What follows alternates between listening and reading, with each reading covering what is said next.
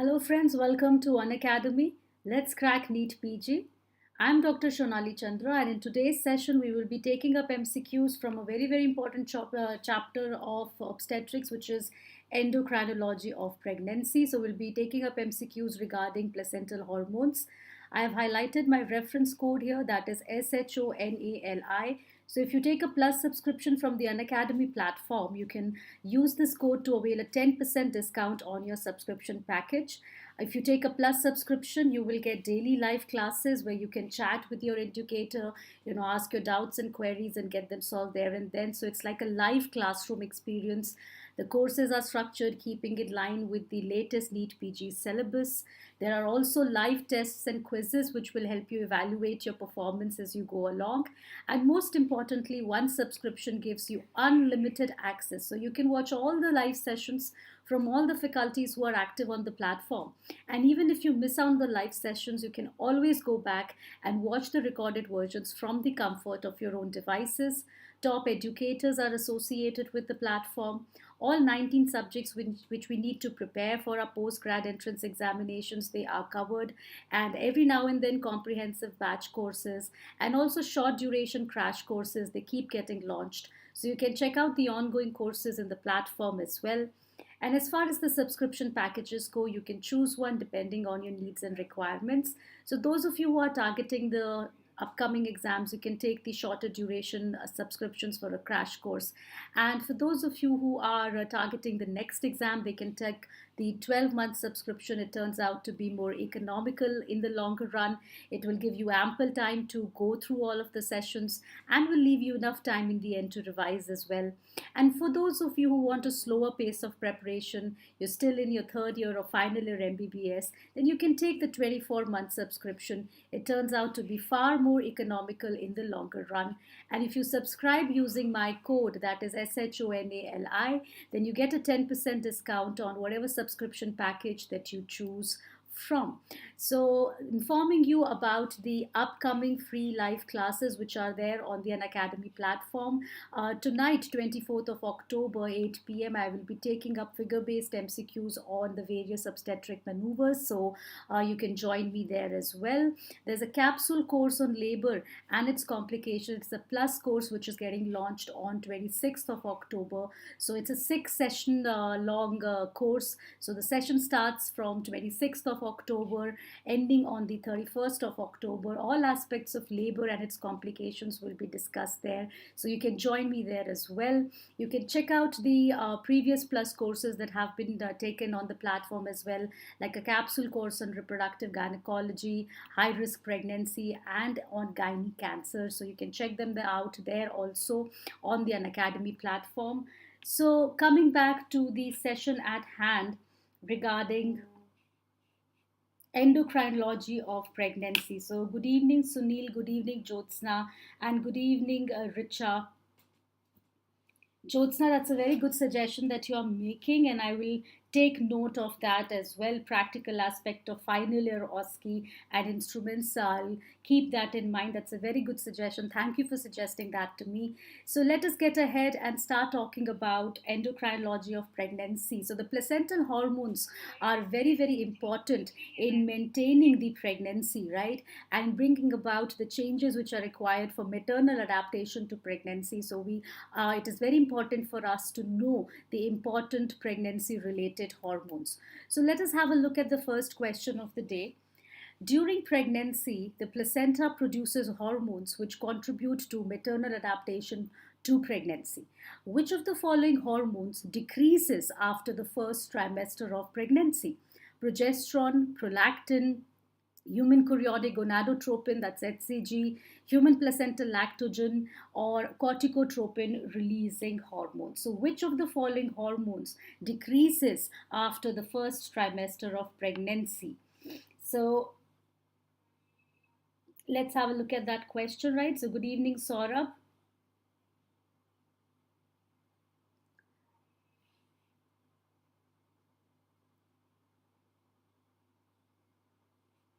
Yes.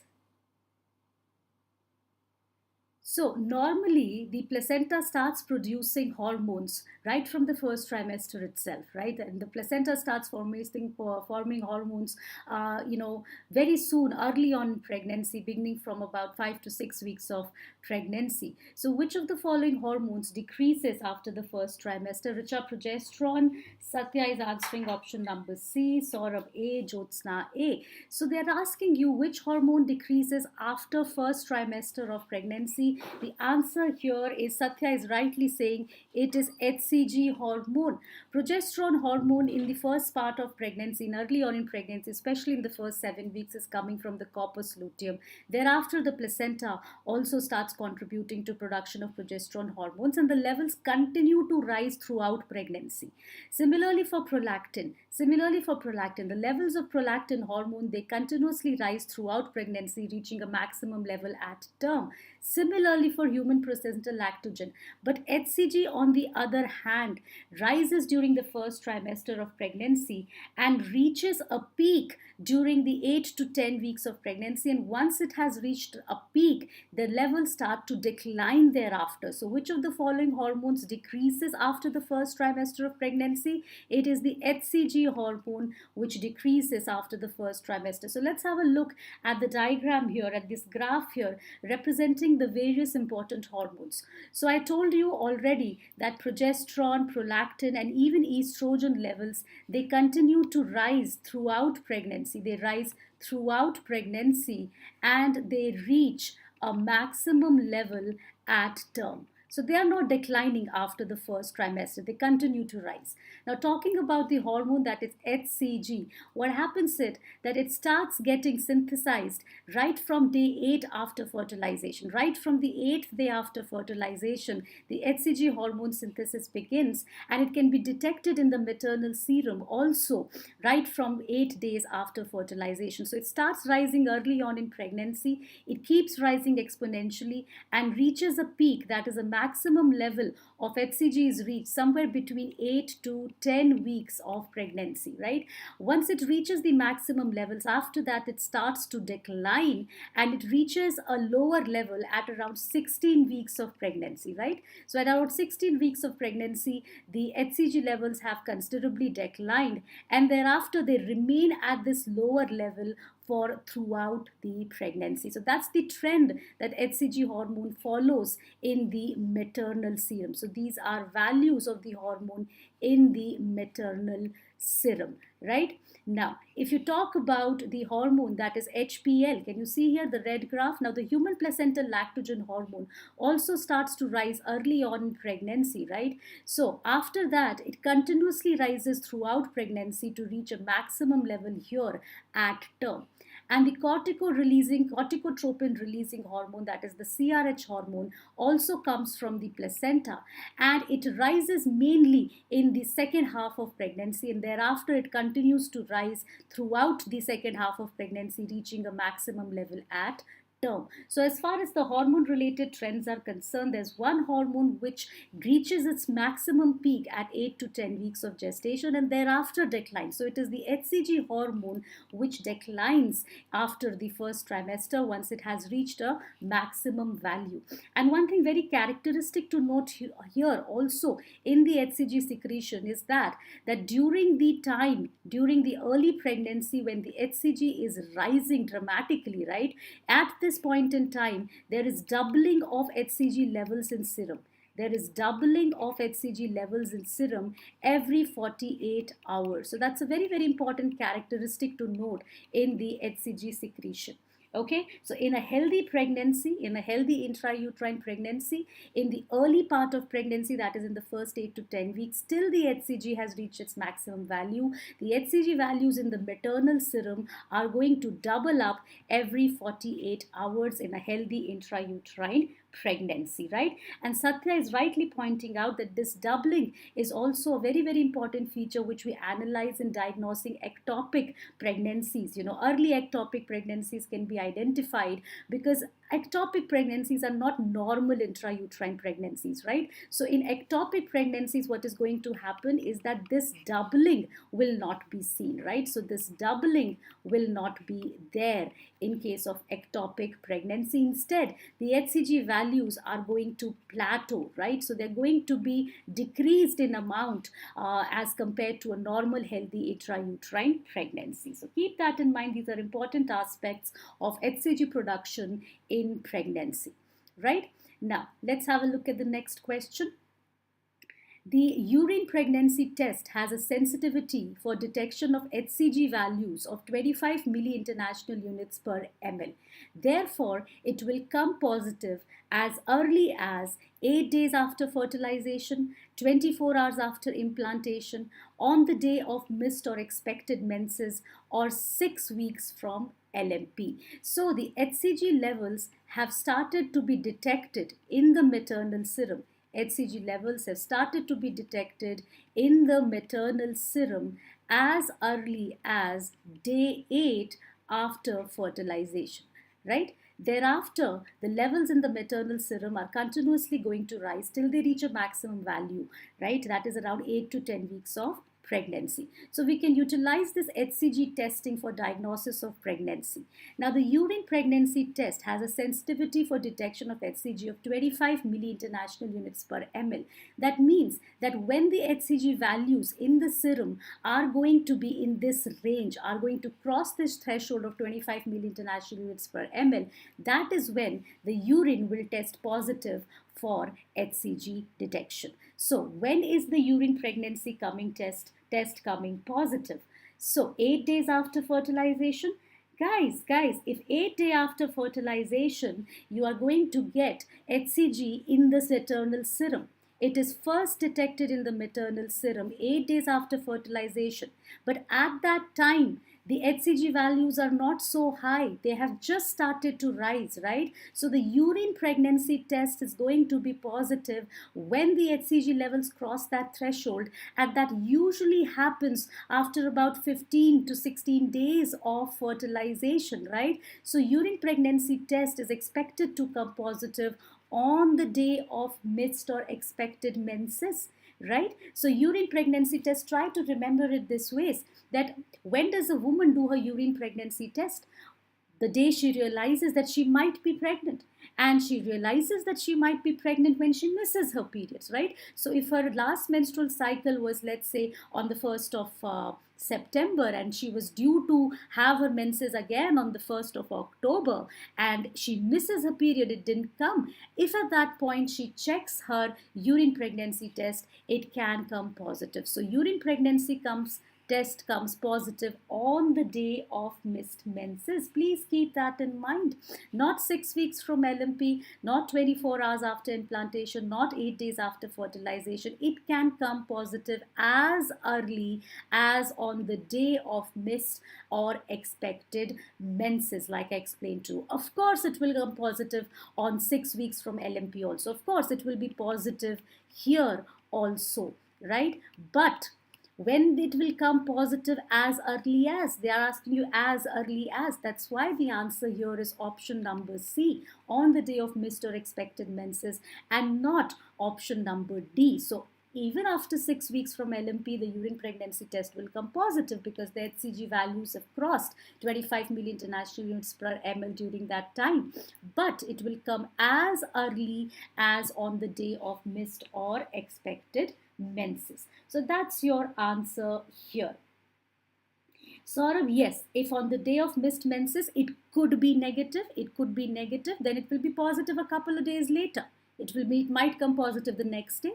If she does it 2 days later, she does it 3 days later, right? So that is why the answer here, because they're asking, it will come positive as early as. For most of the women, the urine pregnancy test will be positive on the day of expected or missed menses. In certain cases, yes. In certain scenarios, yes. It might be negative, then it will come positive in the next couple of days. That's why your answer here is option number C. Okay? Now, So I can see that others of you have also joined in. Lakshmi has joined in, Yogesh is there, and Naina is also there. So good evening, everybody, the rest of you who have joined in. Now, let us have a look at the next question. Which of the following statements about HCG is true? It causes involution of the corpus luteum. It doubles in 7 to 10 days in early pregnancy. It has the highest carbohydrate content among hormones, and maximum levels in maternal serum are seen at term. I'm sure now you can answer this question correctly by mere exclusion from the information that I have provided to you earlier. So, which of the following statements about HCG is true? It causes involution of the corpus luteum. It doubles in 7 to 10 days in early pregnancy. Highest carbohydrate content among the hormones, or maximum level in maternal serum are seen at term. So, yes, very good. Saurabh is rightly saying, Satya is also answering correctly, that it has the highest carbohydrate content among the hormones. And Lakshmi is also answering it correctly. Very good. So HCG actually does not cause involution of the corpus luteum, but rather supports the corpus luteum to survive in pregnancy. That is the most important role of HCG in pregnancy, to support the corpus luteum. This corpus luteum, in the absence of pregnancy, would have died in 10 to 12 days to restart a fresh cycle, isn't it? But in the early pregnancy, this corpus luteum needs to survive to supply more progesterone, more estrogen during early pregnancy. So basically, the HCG is actually going to support the growth of support the growth of corpus luteum in pregnancy, and so the corpus luteum is going to survive, and it is going to contribute to progesterone and estrogen production in early pregnancy till a mature placenta takes over the hormonal production function. It doubles in every 48 hours, not in 7 to 10 days. Maximum levels are not seen at term but at 8 to 10 weeks. And yes, beta HCG is a very peculiar hormone. It is a glycosylated hormone. It has, alpha and a beta subunit, right? The alpha subunit is the subunit which is shared between LH hormone, between FSH hormone, between TSH hormone, as well as with HCG hormone. And the beta subunit is the specific subunit. Now, both these subunits are glycosylated subunits, so they have the protein chain along with carbohydrate moieties. And yes, HCG has the highest carbohydrate content among hormones, making the half-life of HCG as long as 24 to 36 hours in the serum. So keep that in mind as well. Since it has the highest carbohydrate content among hormones, this is one hormone which has a very long half-life of about 24 to 36 hours in the serum. So these are important points regarding the HCG hormone. All right. Now let's have a look at the role of HCG in pregnancy. So one of the roles I just identified for you, that it rescues and maintains the corpus luteum and allows for continued progesterone secretion from this corpus luteum during pregnancy, during early pregnancy till the placenta takes over, right? Now, I just described to you that this HCG shares an alpha subunit with the LH hormone. The beta subunit is among all these different LH, FSH, TSH, HCG is distinctly specific, right? However, some characteristics are definitely shared. Now, the HCG hormone and the LH hormone, they can act very similarly to each other because the beta subunit, the beta subunit is quite similar. It differs by just mere presence of 9 amino acids. So there's a difference in beta HCG subunit, yes, and the difference is very subtle. So HCG can act like LH hormone in various circumstances. One such circumstance is that HCG leads to stimulation of the fetal testes. If the pregnancy is there and the fetus is male, right? So in a male fetus, it is this HCG which is causing stimulation of those fetal testes to secrete testosterone, allowing for male sexual differentiation. Now, this is a very, very important role of beta HCG that is coming from the early embryo that is coming from the early placenta, that is coming from the syncytiotropoblast layer of the early embryo, right? Now, this HCG also acts similar to the TSH hormone. It also acts similar to the TSH hormone, and therefore it can stimulate the maternal thyroid gland also. So it leads to stimulation of the maternal thyroid gland early on in pregnancy to stimulate the thyroid hormone production.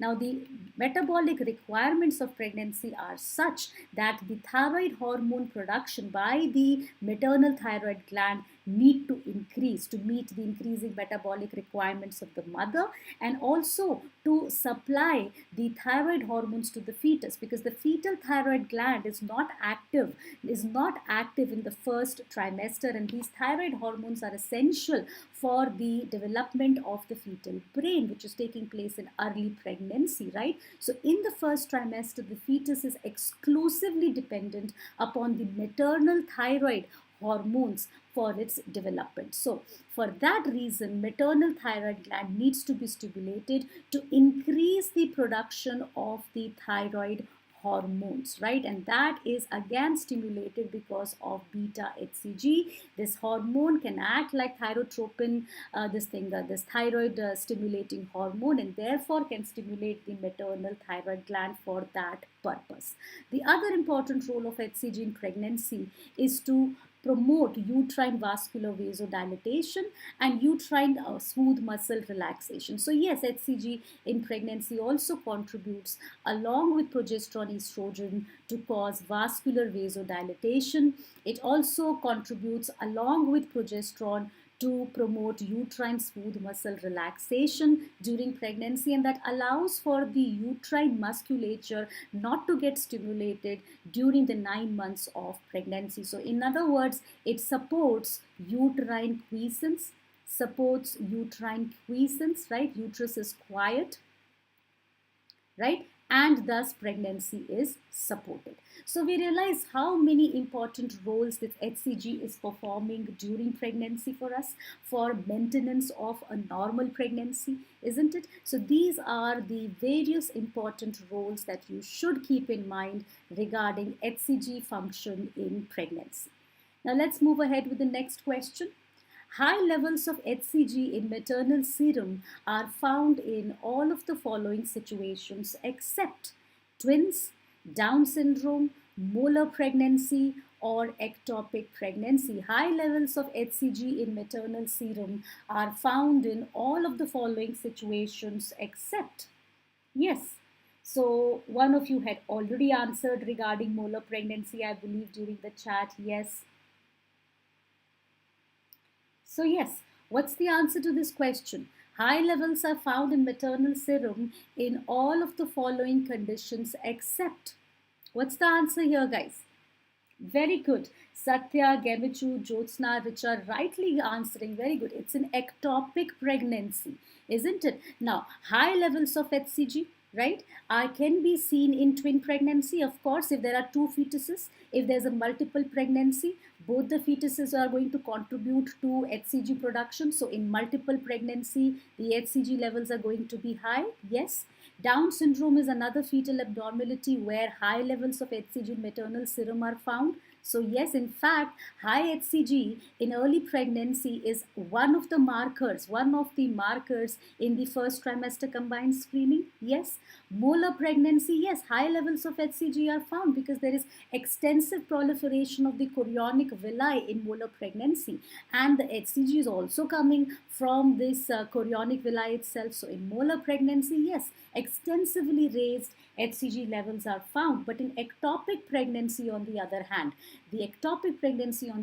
is an unhealthy pregnancy. It's not a normal intrauterine pregnancy. So the level of HCGs, they seem to plateau. So we can see that there is plateauing of HCG levels in the early pregnancy, and the levels are not increasing as expected, but on the other hand, they are plateauing. So they're not as high as we would be expecting in normal pregnancy.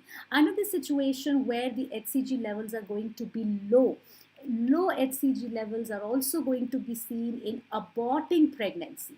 In aborting pregnancies, in failing intrauterine pregnancies. There also you are going to find low HCG levels, right? So keep these important points in mind, right?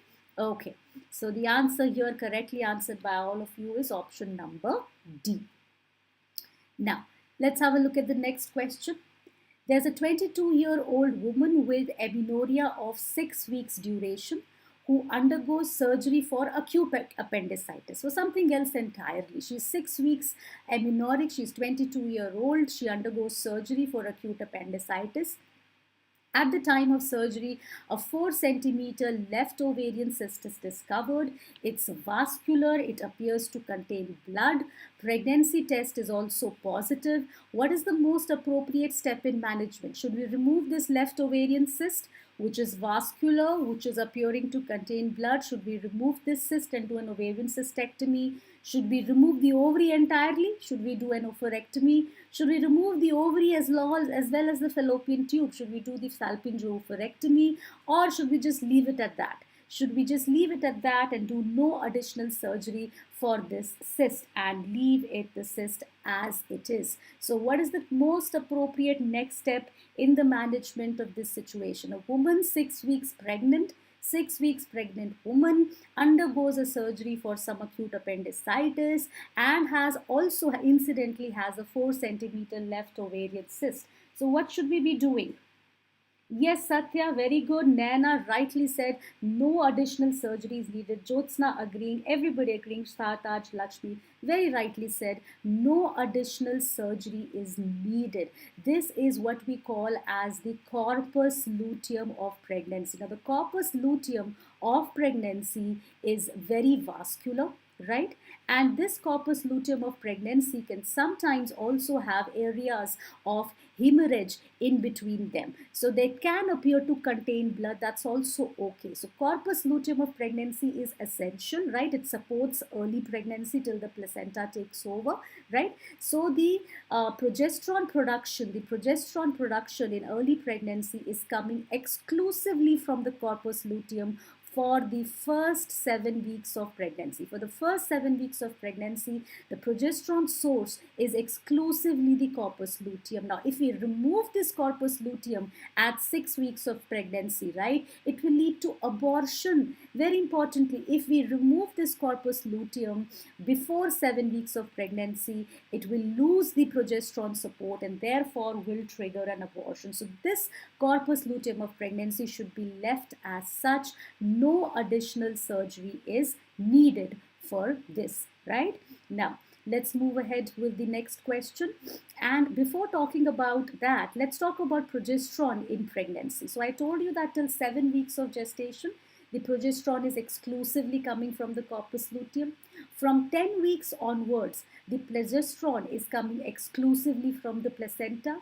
And between 7 to 10 weeks of gestation, what we see is a luteal placental shift, right? So during pregnancy, this corpus luteum's lifespan is only 10 weeks. After 10 weeks, there will be no corpus luteum left. The corpus luteum will die. Now, between these 7 to 10 weeks, the corpus luteum is slowly dying. The corpus luteum function is waning, and the placental contribution to progesterone production is gradually increasing, and that is what we call as the luteal placental shift. That's why it is important to note here that this corpus luteum is essential for the survival of pregnancy till the first 7 weeks of gestation. Keep that in mind, a very, very important point to note. Now, what is the role of progesterone during pregnancy? What are the functions of this progesterone? Now, the role of progesterone, we all know, is that it prepares the endometrium for implantation, right? So in the second half of pregnancy, each month, secretory changes in the endometrium take place. And it is this secretory endometrium which is going to allow for the implantation to take place, isn't it? So these secretory changes are important there. So you prepare the endometrium for implantation. The role is that of progesterone. Another role of progesterone is that it promotes decidualization of the endometrium, right? So decidua is the specialized endometrium of pregnancy. Now, this decidualization of endometrium is also under progesterone control. The other important function of progesterone in pregnancy is that it promotes angiotensin refractoriness during pregnancy, right? So during pregnancy, we all know that there is low BP, right? There is a decrease in systemic vascular resistance. There is a vasodilatation that takes place in all the systems, right? So there's a vasodilatation which takes place during pregnancy, and angiotensin refractoriness brought about by progesterone is responsible for this as well, right? So angiotensin is a substance that will lead to, it's a vasopressor substance, right? It leads to vasoconstriction and raises BP. In pregnancy, progesterone causes angiotensin refractoriness. And the other important function of progesterone in pregnancy is to suppress the maternal immune response to fetal antigens, right? Now, the fetus is partly mother's DNA, partly father's DNA. So that's why the fetus also has some of maternal antigens, some of paternal antigens. So the paternal antigens are the foreign antigens, isn't it? So a mother can mount an immune response to these fetal antigens as well, which are, gotten by the father. So progesterone in pregnancy suppresses the maternal immune response to fetal antigens and thus helps in, continuation of pregnancy. And again, just like HCG, progesterone also contributes to uterine quiescence during pregnancy. Now, Saurav, you are saying that if more than 10 centimeter, then surgery in second trimester. So, Saurav, you have to understand that yes, if it's more than 10 centimeter, like you're saying, if there's another adnexal mass, right? Let's say it was not a corpus luteum, but it was a dermoid cyst, let's say, for example, right? Or any other cyst, it was an endometriotic cyst, it was a huge follicular cyst. And if it's more than 10 centimeter, yes, of course, then I would remove this cyst, but then I would remove it in the second trimester so that I don't disturb the corpus luteum, right? Okay. Now, let's have a look at the next question. Now, what is the principal androgen used for placental estrogen synthesis? Androstenedione, testosterone, DHEAS, that is dehydroepiandrostenedione sulfate, cortisol, or aldosterone. Let's just eliminate cortisol and aldosterone. They are not androgens. They are not androgens, right? So we eliminate option DNE, cortisol and aldosterone. They are not androgens, right? Now, what about androstenedione, testosterone and DHEAS? Which among the following is the principal androgen used for placental estrogen synthesis? Yes, Richa very rightly said. Very good, quickest there. Option number C. Anybody disagreeing with her? Lakshmi also agrees. Option number C. Yes, anybody else disagreeing? No. So yes, Nana, it is androstenedione is the principal androgen which is coming from the ovaries, right? It is the principal androgen which is coming from the adrenal glands also. But placental estrogen synthesis is something very spectacular and remarkable. Placental estrogen synthesis is mainly relying on DHEAS, diasulfate. Anybody wants to answer where this diasulfate comes from? Where this diasulfate comes from for the placental estrogen synthesis?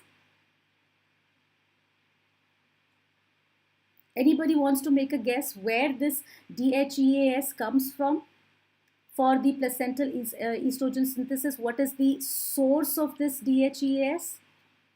What is the source of this DHEAS? Where is it coming from? Is it coming from the ovaries? Is it coming from the maternal adrenal glands? Where is it coming from? Is it coming from the mother at all? Is it coming from the mother system at all? Very good, Saurabh and Satyapriya. It is coming from the fetus. It is coming from the fetus. It is coming from the fetal adrenal glands. That's why I told you it is very spectacular, this placental estrogen synthesis. In fact, the placental production of progesterone and estrogen is very remarkable to note, right? And let's talk about this question before I embark upon explaining to you about placental estrogen and progesterone production. Let's have a look at the next question before we summarize our understanding. So all of the following statements are true about placental steroid hormone production, except the precursor for progesterone is mainly derived from LDL cholesterol of the mother. The precursor for estrogen is mainly derived from the maternal adrenal glands. Estriol production is exclusive to the placenta, and the major source of estrogen is the fetal adrenal gland estrogens. So which of the following statement is false? All of the following statements are true except which of the following statement is false? Yes. So we've already come to this answer, isn't it, in the past question? Right. So the false statement here is option number B. Option number B is the false statement. The precursor for estrogen is mainly derived from the fetal adrenal glands and not from the maternal adrenal glands. So option number D is true. Estriol production is exclusive to placenta and pregnancy. That's also true. And the precursor for progesterone is not from adrenal glands, is not from androgens. It is mainly from LDL cholesterol of the mother. That is also true. So let's have a basic understanding. Let me just quickly revise, and I'm sure you guys already know. Let's have a quick revision of the steroid hormone production. Okay, so when we talk about steroid hormone production, all steroid hormones, right, they begin their production from the primary molecule, that is cholesterol, right?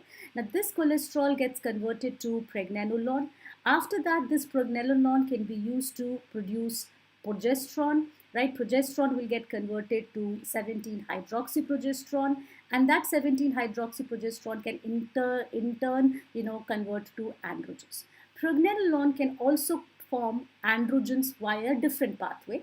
That is, pregnenolone gets hydroxylated to hydroxypregnenolone, and then it undergoes conversion to dehydroepiandrostenedione, and that converts to androgens, right? Now, very, very important point to note here, is that when the pregnenolone needs to get hydroxylated and convert to hydroxypregnenolone, it requires the enzyme 17-hydroxylase and lyase. Now, when it requires to convert dehydroepiandrostenedione to androgens, the enzyme that is required is 3-beta-hydroxysteroid dehydrogenase, right? Now, when pregnenolone converts to progesterone directly, the enzyme that is required is 3-beta-hydroxysteroid dehydrogenase. And when hydroxyprogesterone gets converted to androgens, when progesterone gets converted to androgens, the enzymes required in both of these situations is 17-hydroxylase enzyme. So what we realize here, that from pregnenolone to androgens, the two enzymes that are always required is hydroxylase and beta-hydroxysteroid dehydrogenase, right? So when pregnenolone is acted upon by 17-hydroxylase first, it forms 17-hydroxyprogesterone, dehydroepiandrostenedione, and then when beta-hydroxysteroid dehydrogenase acts on it, we get androgens, right? And similarly, when pregnenolone gets acted upon by 3-beta-hydroxysteroid dehydrogenase first, we get progesterone synthesis, right? Now, it is these androgens which, under the effect of the enzyme aromatase, are going to form estrogen. So the raw material for estrogen synthesis is always going to be an androgen. Always it is going to be like this. Now, something very peculiar is happening in the placenta. What is important to note here is that the placenta has this enzyme. In the placenta, the enzyme 3-beta-hydroxysteroid dehydrogenase is present. But in the placenta, this 17-hydroxylase enzyme is absent. In the placenta, the 17-hydroxylase enzyme is absent. In the fetus, on the other hand, in the fetal adrenal glands, on the other hand, the 3-beta-hydroxysteroid dehydrogenase activity is very, very less, dramatically decreased to absent, and the 17-alpha-hydroxylase enzyme activity is present in the fetal adrenal glands, right? So we realize that the placenta cannot synthesize androgens directly by using cholesterol, because the placenta lacks the enzyme 17-alpha-hydroxylase, whereas the placenta can use cholesterol to synthesize progesterone, because this enzyme, that is the 3-beta-hydroxysteroid enzyme, is present in the placenta. This is the characteristic right, of placenta, that in the placenta this enzyme 17-hydroxylase is absent. But this enzyme is present in the fetal adrenal glands. Now the placenta needs to produce progesterone also, placenta needs to produce estrogen also. For it needs raw materials. The raw materials for estrogen are androgens. The raw materials for progesterone production is cholesterol, right? So the placenta has to depend on the maternal and the fetal contributions of cholesterol and androgens. Placenta by itself cannot do so without the contribution from the maternal and the fetal compartments. So when we talk about steroid hormone production in pregnancy, we can divide the compartments like into three compartments. We can have a fetal compartment, we'll have a placental compartment, and we'll have a maternal compartment, right? The placenta itself is incomplete because it cannot have all the raw materials. It does not have the 17-alpha hydroxylase activity.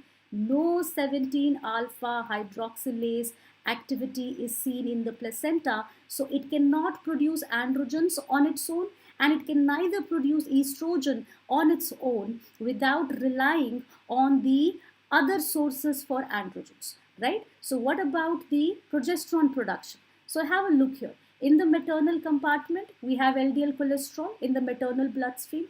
This LDL cholesterol moves into the placenta, right? And this LDL cholesterol is in turn utilized to produce progesterone because the enzyme 3-beta hydroxysteroid dehydrogenase is present in the placenta. But the same reaction, same production of progesterone cannot take place in the fetus. The same conversion cannot take place in the fetus because the 3-beta hydroxysteroid dehydrogenase enzyme is absent in the fetal adrenal glands. When we're talking about fetal compartment, I'm talking about the adrenal glands of the fetus, right? So now once progesterone is synthesized from the placenta, this progesterone moves into the maternal compartment, brings about the pregnancy related changes, brings about all the hormone adaptations pertaining to progesterone. This same progesterone also moves into the fetal compartment, right? And this progesterone in the fetal compartment is going to contribute to the production of mineralocorticoids and glucocorticoids. Now, mineralocorticoid and glucocorticoid production also needs cholesterol and progesterone as the raw material. Now, the fetus's adrenal glands cannot produce mineralocorticoids and glucocorticoids by their own. They have to take the progesterone from the placenta. That is another important role of progesterone in pregnancy. Keep that in mind. Now, talking about the estrogen production. Well, the LDL cholesterol from the LDL cholesterol here, the LDL cholesterol from the fetal compartment is used to form DHEA sulfate, DHEA sulfate, very, very important. Fetal adrenal glands produce DHEA sulfate, that is the sulfated form of the hormone dihydroepiandrosterone, right? And this happens by the presence of the enzyme 17-alpha hydroxylase, which is present in the fetal adrenal glands. Now, it is this DHEA sulfate which is going to move into the placental compartment. The sulfate is going to be removed. And we are going to get DHEA, the non-sulfated form, simple dihydroepiandrosterone. Now, this dihydroepiandrosterone in the presence of the enzyme 3-beta hydroxysteroid dehydrogenase is going to form androstenedione and testosterone, the other more potent androgens, right? And it is these androgens which, under the action of the enzyme aromatase, there is a lot of aromatase enzyme present in the placenta. So this aromatase is going to lead to production of estrone and estradiol. Estrone is E1, estradiol is E2, right? And it is this estrone and estradiol which is then going to move into the maternal compartment. So we realize how the placental production of estrogen and progesterone is dependent upon sources from the maternal compartment and sources from the fetal compartment. So it's an interdependence of sorts. It is an interdependence of sorts. Another important feature to note here is that this DHEA sulfate, from the fetal compartment does definitely, I told you this, it forms the estrone and estradiol. But some of this DHEA sulfate which is coming from the fetal adrenal glands, gets converted to the hydroxylated form in the fetal liver, right? Now this hydroxylated form, when gets transferred into the placenta, leads to the formation of estriol, right? So this hydroxylated form of thiosulfate again is going to get aromatized in the placenta to form estriol, right? So estriol is also going to move into the maternal compartment. This is E3. So what do we realize? We realize that such precursors, the thiosulfate, the hydroxylated form, such precursors are only present during pregnancy, are only coming from the fetus during pregnancy. Therefore, in normal reproductive age group women, we can find estrone and estradiol. That is there. But estriol, on the other hand, is a specific form of estrogen which is specifically seen during pregnancy only. Very, very important point. It is specific to pregnancy. Keep that in mind. Okay? Now, let's move ahead with the next question.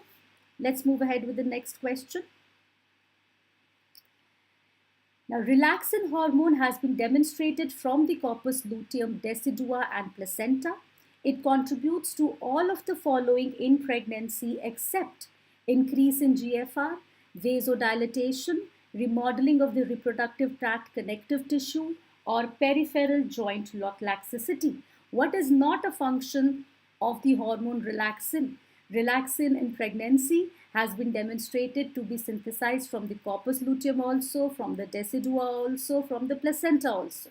It contributes to all of the following in pregnancy except increased GFR, vasodilatation, remodeling of the reproductive tract connective tissue, or peripheral joint laxicity. Doesn't matter the name is relaxin.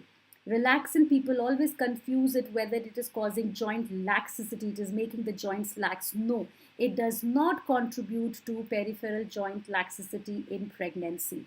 It leads to increased glomerular filtration rate, yes, because relaxin increases renal blood flow. Relaxin hormone contributes to increasing renal blood flow and therefore leads to increase in GFR. That's a true statement. Yes. Vasodilatation, yes, relaxin has smooth muscle dilating properties also, so it also contributes to vasodilatation in pregnancy along with progesterone. Yes, and it also helps in remodeling of the reproductive tract connective tissue. That is also a true statement, but it does not contribute to peripheral joint laxicity. All right, so keep this important point in mind as well. Do not confuse relaxin with relaxing the joints. It does not lead to peripheral joint laxicity. Now let's move ahead with the next question. There's a pregnant woman who is very concerned about some skin lesions. She has seen the same lesions in her uncle who suffers from liver cirrhosis. What lesions is she referring to? Chloasma, linea nigra, stria, or spider angiomata?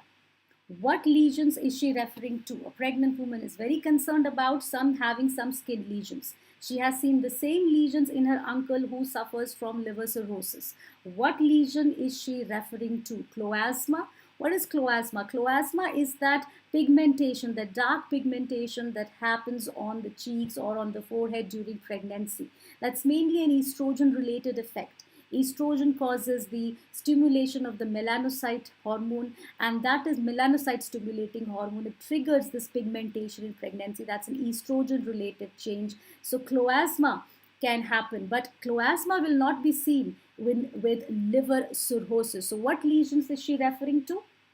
Yes, anybody? She is referring to spider angiomata. So Lakshmi and Richa and Shataj getting it correct. She's referring to spider angiomata, right? Now, Linea nigra. Linea nigra is that dark pigmentation again, which happens on the skin of the abdomen, right? So there is this dark pigmentation which is extending from the umbilicus to the symphysis pubis. That dark pigmentation is what we call as linea nigra. There are these pregnancy stretch marks all of us have heard about, that hypopigmented, whitish or pinkish stria that takes place. Those are called as stria gravidarum. They occur in pregnancy because of the stretching over the skin, and the it is occurring because of the scarring that takes place, the collagen breakdown that takes place once the skin stretches. So that's stria gravidarum. Linea nigra is that pigmentation that happens on the abdomen, and chloasma is also a pigmentation that happens because of estrogen related stimulation of the melanocyte stimulating hormone. Spider angiomata, on the other hand, is a direct effect of estrogen on the vascular vessels, on the peripheral blood capillaries. So these can be seen as a central, centrally dilated arteriole with with capillaries, thin capillaries extending from it. So it gives the appearance of a spider, and it's vascular. It's the peripheral, capillary and its central arteriole which has dilated. This is estrogen-related effect.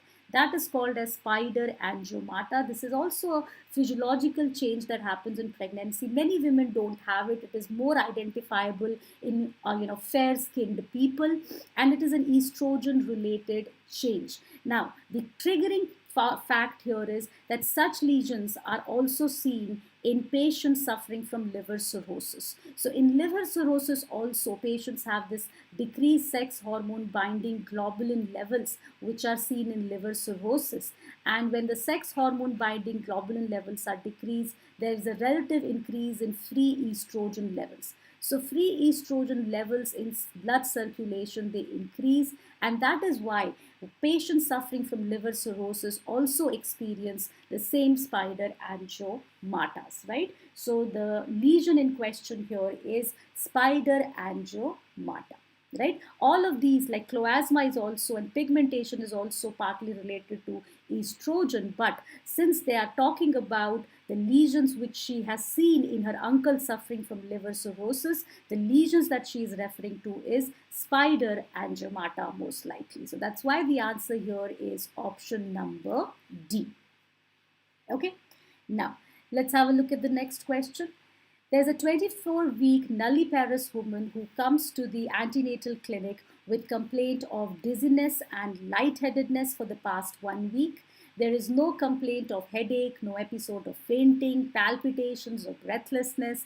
Her pulse rate is 96 per minute. Her BP is 90/60. The general physical examination is also unremarkable. All of the following is advised except reassurance, maintaining hydration. She is advised to lie down on a left lateral position when such episode occurs, or she is advised an urgent ECG. All of the following is advised except. So what would you not tell her? What is immaterial? What is something that is not required in this situation? So she's a 24-week nulliparous woman who is having dizziness and lightheadedness because of low BP during pregnancy.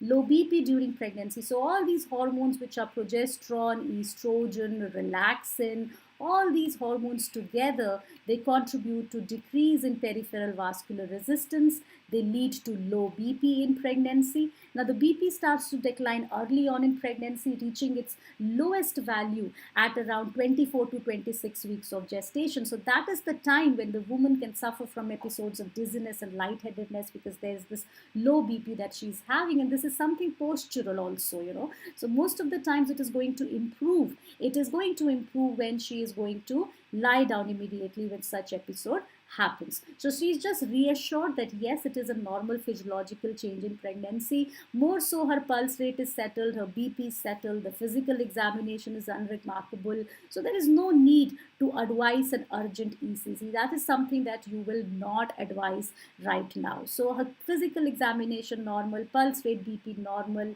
right? There's no palpitation, no breathlessness. So no additional complicating factors are there. So she's advised to just get reassured. This is physiological change. Advised to maintain her hydration, right? And she's advised to lie down whenever such episode occurs. So that is what the management is going to be. There is no need to advise an urgent ECG in this scenario. Now let's have a look at the next question. All are true regarding normal pregnancy except increased insulin resistance, postprandial hyperglycemia, fasting hypoglycemia, and decreased insulin production. All are true regarding normal pregnancy except, yes guys, increased insulin resistance occurs in pregnancy, postprandial hyperglycemia is seen in pregnancy, fasting hypoglycemia in pregnancy, or decreased insulin production is seen in pregnancy, which is the false statement. Very good. Decreased insulin production. So all of these three statements, A, B, and C, they are true. Instead, there is increased insulin production during pregnancy. Insulin production is increased during pregnancy. Keep that in mind. Now, why is there this increased insulin resistance in pregnancy? It is very, very important. Insulin resistance in pregnancy is a very, very important change, and that increases as pregnancy advances. That increases as pregnancy advances. The goal is to always maintain a constant blood supply of glucose for the fetus. Now, when the mother is going to eat, right, whatever she is going to eat, it is going to get digested and absorbed, and her glucose levels are going to rise. Right? Now, the immediate effect of insulin is when a woman is going to eat, right, she is going to absorb glucose, right, that are going to raise her blood glucose levels. That is going to raise her blood glucose levels, right? Now, this blood glucose will move into the maternal cells, is going to move into the maternal cells under the effect of the hormone insulin, right? Now, in pregnancy, we want this blood glucose to be diverted to the fetus. We want this blood glucose to be diverted to the fetus. We don't want it to preferentially move into the maternal cells. So there is insulin resistance in pregnancy. Right? That is why there is postprandial hyperglycemia. Postprandial hyperglycemia is there, right? And all that blood glucose is preferentially diverted to the fetus, right? Now, overnight, when the woman has not been eating, the woman is sleeping overnight, she's not been eating, right? The fetus still keeps extracting glucose out of the mother's bloodstream, leading to fasting hypoglycemia. So these are normal physiological changes in pregnancy, right? Now, to counter this insulin resistance, more increased production of insulin takes place, right? So increased insulin production happens in response to this increasing insulin resistance during pregnancy. And it is this increased insulin production which leads to fat deposition in pregnancy as well. So fat deposition that occurs in pregnancy is also mainly because of this increased insulin production that takes place. So the answer here is option number D. Now let's have a look at the next question. Human placental lactogen hormone secretion is proportional to the placental mass and signifies fetal well-being. The role of this hormone in pregnancy is to stimulate milk production, for fetal breast development, for growth of the fetus, or for maternal endocrine regulation. What is the role of the hormone in this pregnancy? Human placental lactogen hormone, right? This hormone levels, they start rising in pregnancy, early or in pregnancy, and they keep rising throughout pregnancy, reaching a maximum level at term, right? And therefore, they are representative of placental function. Right? The better the placenta functions, the better the placental mass. As the placental mass increases, as the functioning of the placenta is adequate, the production of human placental lactogen has to increase continuously throughout pregnancy, reaching a maximum level at term. Therefore, the levels of these hormones are proportional to the placental mass and reflect placental well-being. What is the role of this hormone in pregnancy? So, a lot of you are having options answering option A as the answer, but Shataj and Gemechu are saying maternal endocrine regulation. That is the main important role of this hormone in pregnancy. Stimulating milk production is the role of prolactin mainly. Milk production is the role of prolactin mainly. Yes, human placental lactogen, human placental lactogen contributes to the mammary gland development, contributes to the development of the milk secreting apparatus. It does that. It does that. But it does not directly contribute to milk production. But maternal endocrine regulation is a very, very important function of human placental lactogen. What maternal endocrine regulation am I talking about? This: maintaining insulin resistance in pregnancy. This endocrine regulation, where insulin resistance is promoted, where increased insulin production results, where postprandial hyperglycemia and fasting hypoglycemia occurs, this endocrine regulation is under the control of human placental lactogen. So human placental lactogen is the main hormone which is contributing to insulin resistance.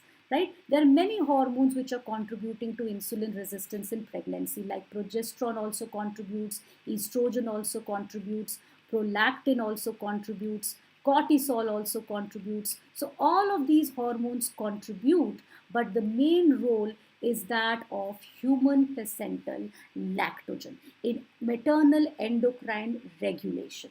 Now, another very, very important role of this human placental lactogen, which I want to emphasize, is that in the last trimester of pregnancy,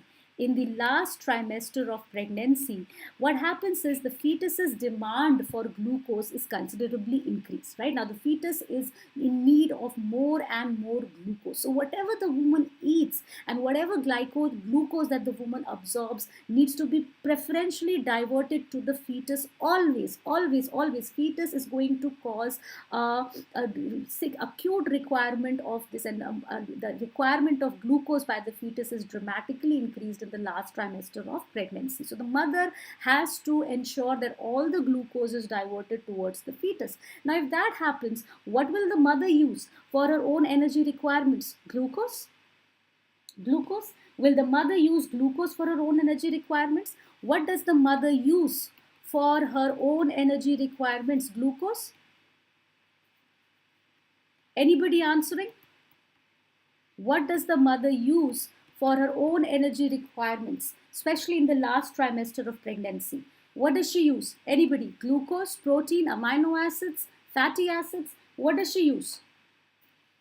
She uses free fatty acids. She uses free fatty acids. Now, again, human placental lactogen comes into play. The levels of human placental lactogen are rising throughout pregnancy, extremely rising again at a constant rate again. And in the last trimester of pregnancy, we have very high levels of human placental lactogen. Now, this human placental lactogen stimulates lipolysis. Right? So in the first 2 trimesters, preferentially what is happening in the woman's body? Fat deposition. Woman is laying down stores of fat.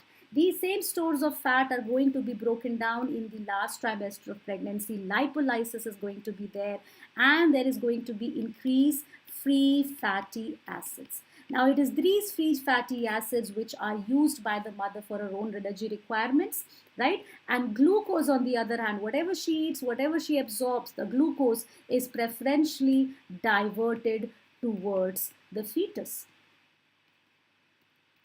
So pregnancy has often been called as accelerated starvation, as a state of accelerated starvation, because the woman, for her own energy requirements, is dependent on free fatty acids rather than glucose, right? So this is how human placental lactogen maintains the endocrine status, maintains the endocrine regulation, is mainly concerned with insulin resistance, lipolysis, and ensuring that glucose is always diverted towards the fetus. So these are the important hormones that I wanted to discuss with you in this session. Very, very important hormones. Focus on progesterone, estrogen production by the placenta, focus on the HCG production by the placenta, and focus on the human placental lactogen. These 4 are the very, very important hormones that you should definitely know for your examinations. So any further doubts and questions and queries, I'm glad to take them up. So any doubts and queries, please send them to me on the chat box. And meanwhile, let me inform you that tonight on 24th of October, 8 p.m., I'm taking up a free live class on figure-based MCQs from obstetric maneuvers. So you can join me there as well. You can join me on the capsule course on labor and its complication, a detailed discussion of normal, abnormal labor, malpresentations, and all labor-related complications starting on October 26th, every night at 8 p.m. from 26th to 31st of October. You can check out the other plus courses on the platform as well. So you can hit the bell icon for notification, friends. You can use my code to avail a 10% discount on your subscription package. And Lakshmi, okay, so I've got two very great suggestions here. Lakshmi, video on hyperprolactinemia in pregnancy. I do touch upon various prolactin related questions and aspects when I talk about in puerperium, but yes, it would be nice to talk about prolactin in general, also in reproductive age group women. So I will, look that up also. And Richa, you need the link for the Unacademy this thing. So what you can do is you can type unacademy.com and you can Google unacademy.com, and that is the platform where you can look for NEET PG courses. Let me see if I can send the link. The link will be provided to you in the description box. So you can check that link. Various links are given on the description box as well. So you can check out the link there also, right? And Arzi, any revision course on OBGY for the November exams. So if there is a revision course, I'm planning on a revision course in the month of November for your December exams. So that will be upcoming shortly. Yes. And the other good suggestion that I got was on, you want an OSCE related description and talking about the instruments. That is what you want. So I'll keep that suggestion also in mind. Satya, there's a question here that you are asking, what is the best for screening for diabetes in pregnancy, DIPSI or OGTT? Now, DIPSI or OGTT, they both have their advantages and limitations, right? If you do the OGTT as recommended by WHO, you have to have the woman fasting. If the woman is not fasting, then you can do the DIPSI guidelines also. So both have the same criteria. The only difference is that in DIPSI, you don't test the fasting levels. That is the only difference, right? Otherwise, they both are good enough. They both rely on the 2R value as well, right? So yes. But most of us, what we are doing is, most of what we are following is the OGTT. If the woman is fasting, has come to me fasting, I would prefer to do the OGTT and not the DIPSI.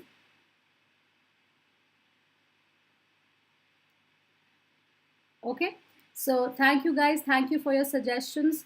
And your suggestions always keep me motivated to plan new sessions. So I will keep that in mind as well. All your suggestions I'm duly noting, guys. All your suggestions I'm duly noting. So one by one, I will be up on it. Thank you so much, guys. Have a great day. And I'll see you tomorrow, same time again, 4 p.m. for another set of MCQs. So have a good day, guys. And see you tomorrow, same time. Bye-bye.